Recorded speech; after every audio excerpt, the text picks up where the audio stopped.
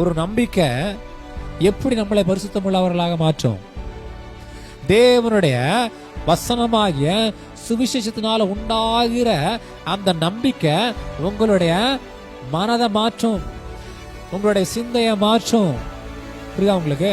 உங்களுடைய மனதும் உங்களுடைய சிந்தையை மாற்றும் போது உங்களுடைய கிரியைகள் மாறுகிறது.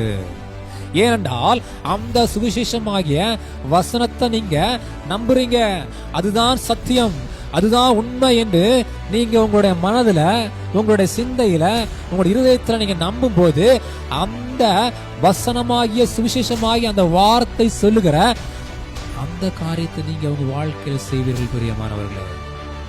அல்லேலூயா. தேவனுடைய வசனமாகிய, தேவனுடைய வார்த்தையாகிய அந்த சுவிசேஷத்தை விட்டு நீங்க அசையாம இருக்கும்போது உங்களுக்குள்ளாக பரிசுத்தம் காணப்படும்.